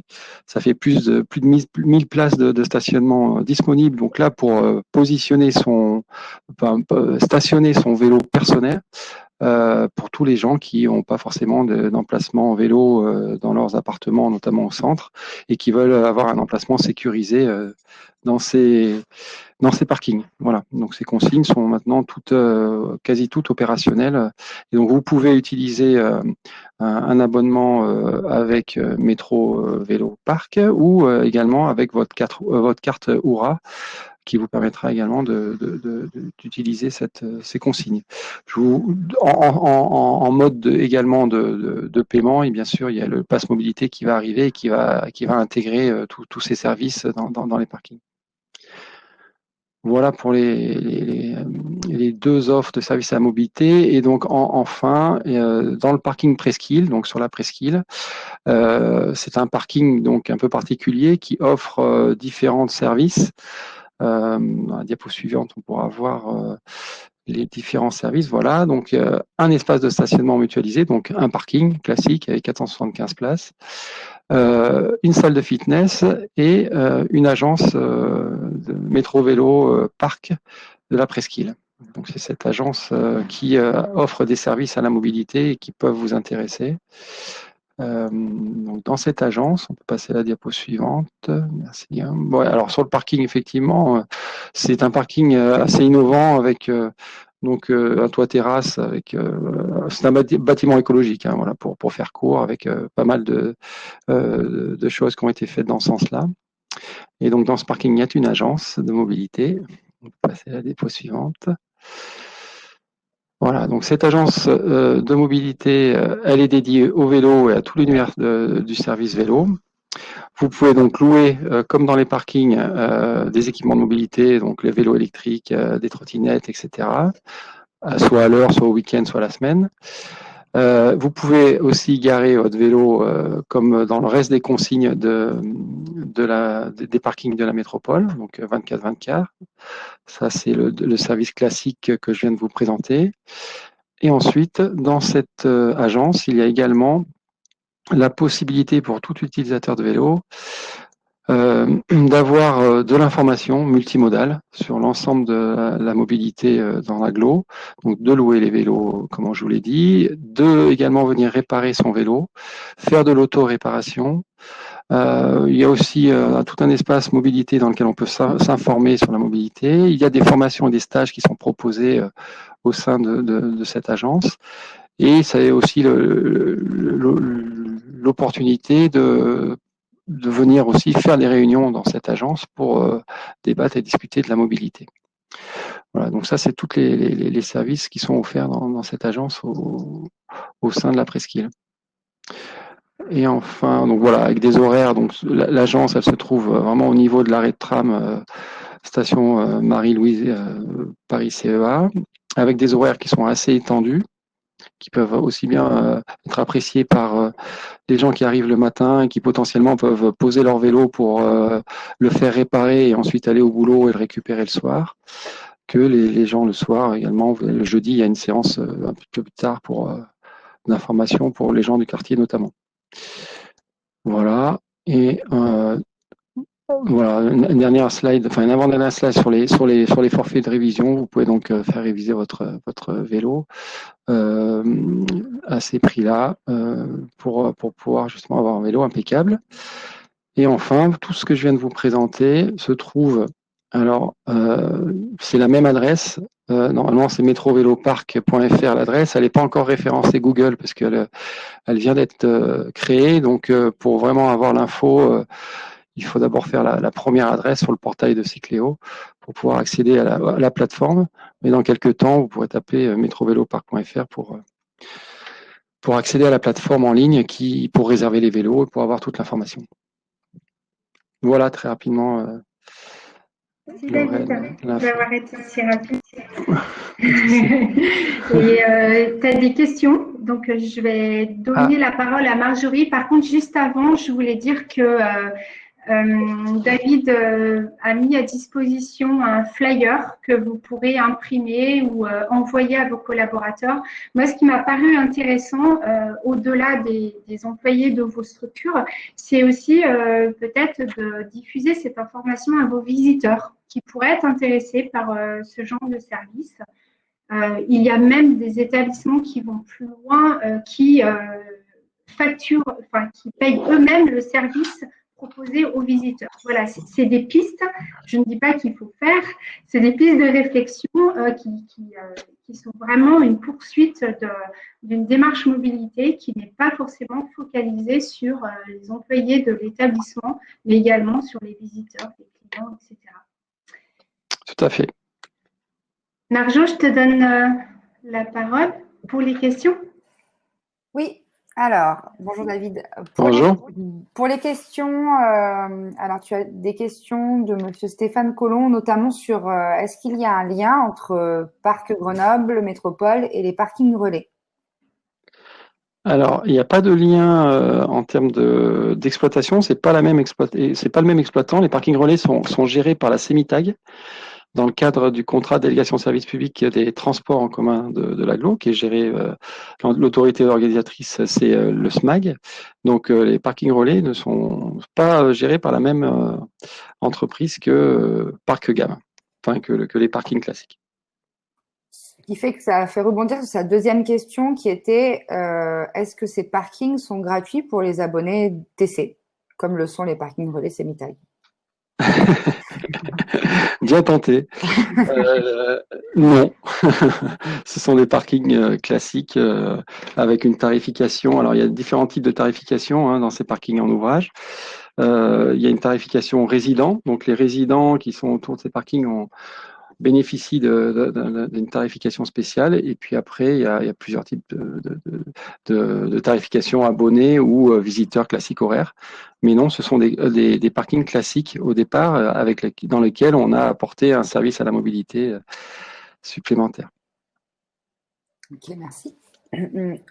Question de Florian d'Alpha Laval. Est-ce que les commerces de l'agglo sont équipés pour recevoir des vélos cargo si on utilise ce type de vélo pour faire nos courses en ville et que nous nous garons en voiture dans les nouveaux parkings? Alors, vous ne pourrez pas rentrer avec le vélo cargo dans le commerce, ça c'est sûr.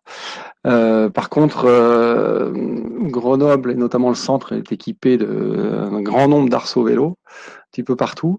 Donc évidemment, il faudra accrocher votre vélo sur les arceaux vélos qui sont à proximité des commerces et du centre-ville de l'agglo. Enfin, il y a suffisamment d'arceaux pour pouvoir positionner son vélo cargo à côté des commerces. Ouais.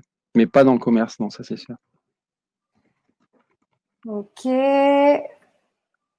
Alors, question de Viviane Sétier de l'INPG. Est-ce que ce prestataire fait partie des partenaires M-Pro et est-ce qu'il est possible d'avoir des prix préférentiels? Lorraine, c'est peut-être plus à toi, ça. Non, on n'a pas de tarif préférentiel sur ce service. Désolée.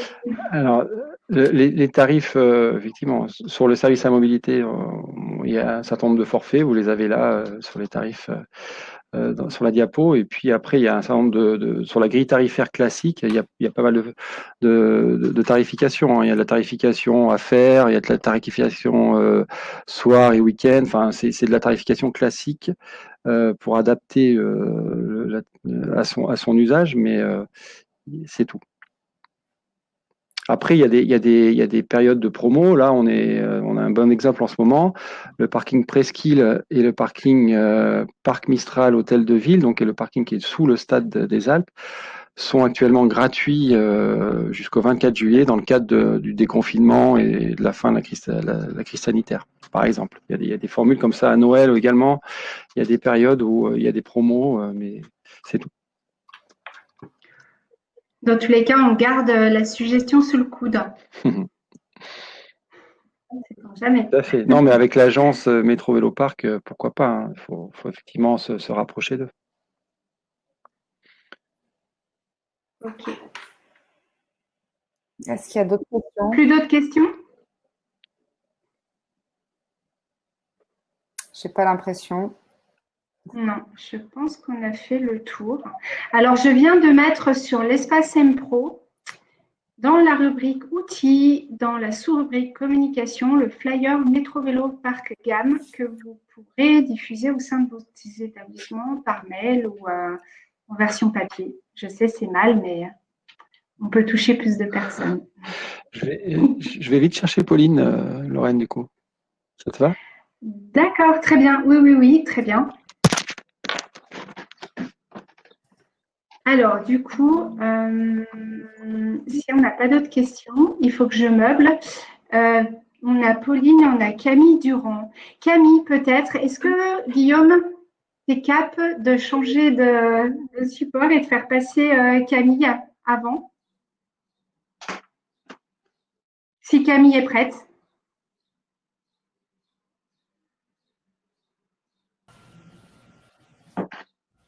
Est-ce que vous m'entendez tous? Oui.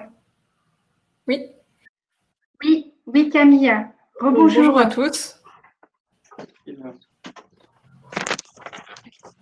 Oui. Je suis sans micro. On t'entend. Ah, du coup, Pauline. Oui, bonjour, je suis là. Ah, ok. Bon, Camille, excuse-moi, je pensais que ça allait être plus long pour que Pauline arrive. Désolée, Guillaume. Merci beaucoup. Quelle réactivité. Pauline, à toi. Je te laisse te présenter. Très bien. Bonjour, excusez-moi du retard, j'étais occupée à autre chose. Du coup, Pauline Ferré, chargée de mission sur la fête du vélo 2020, donc au sein du SMAG. Donc, comme chaque année, la fête du vélo est organisée par le SMAG. Donc, cette année, elle a été reportée à cause des conditions sanitaires du 14 septembre au 4 octobre 2020. Donc, comment se constitue cet événement? Donc, en fait, ce sont 3 semaines d'animation valorisant la pratique du vélo sous toutes ses formes, afin d'inciter les habitants du territoire à utiliser leur vélo. Donc, sur ces 3 semaines, on a défini 3 thématiques, que sont enfants, loisirs, salariés et sport. Et dans la semaine salariée qui se déroule du 21 au 27 septembre, nous allons plutôt organiser un escape game inter-entreprise le jeudi 24 septembre sur un créneau de 2 heures entre 18h et 20h. Donc, cet escape game se fera de telle sorte que des personnes s'inscriront par équipe de 3 à 6 personnes, définiront un nom d'équipe, se rendront au lieu qui sera défini et devront résoudre des énigmes et pour déchiffrer l'escape game. Du coup, ces personnes viendront à vélo et munies de la carte, se baladeront dans les villes de Grenoble afin de résoudre l'escape game. Donc, c'est un temps ludique, mais aussi convivial que nous voulons créer entre les personnes, enfin entre les salariés, autour du vélo et de l'escape game. Super. Voilà, si vous avez des questions. Merci. J'aimerais savoir, alors on aurait pu faire un petit sondage pour le coup, on l'a pas prévu, mais est-ce que vous seriez intéressé, est-ce que vous pensez que au sein de vos établissements, vos collaborateurs seraient partants pour cet escape game? Et si vous avez des questions à poser à Pauline, c'est le moment.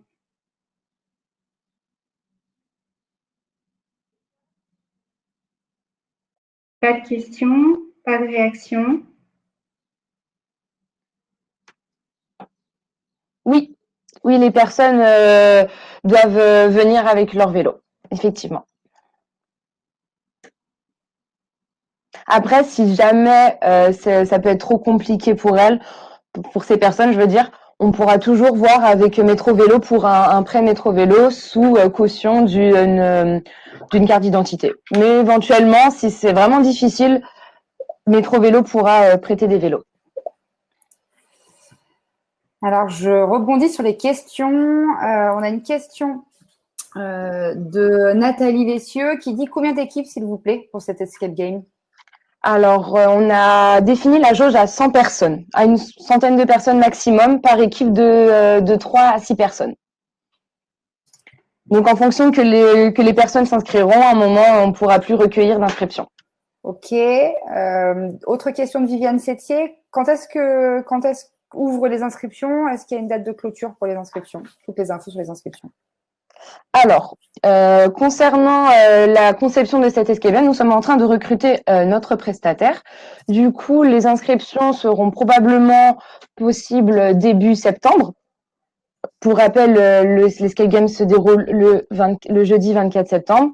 Donc, je pense que les inscriptions débuteront début septembre. Et la deuxième question, excusez-moi, j'ai oublié. La date de clôture pour s'inscrire. À voir avec notre prestataire, mais je pense une semaine avant la date butoir, une semaine avant le 24 septembre. Donc, j'ai pas de calendrier sous les yeux. Ça doit donner une semaine avant.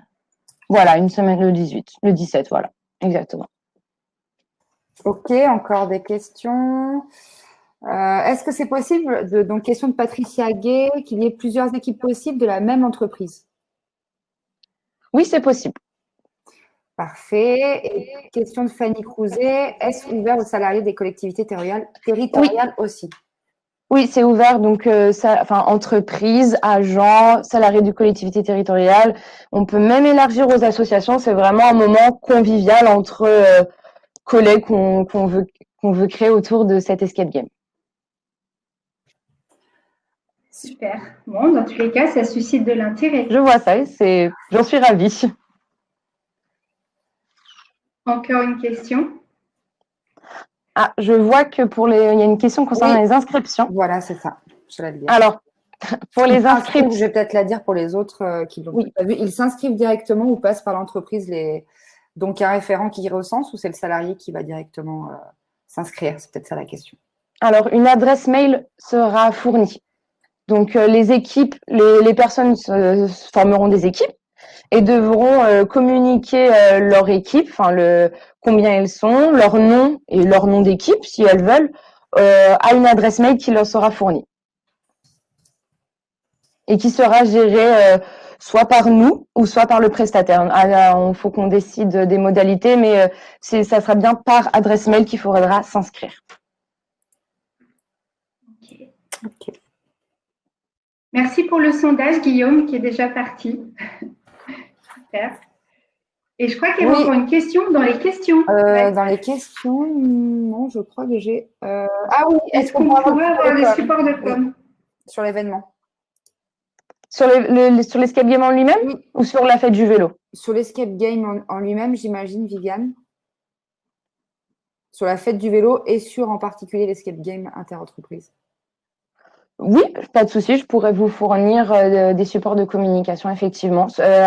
Avoir le format que vous voulez, si vous voulez des informations simples que vous voulez relayer au sein des entreprises, ou alors un format sous forme de flyer ou de PowerPoint de présentation.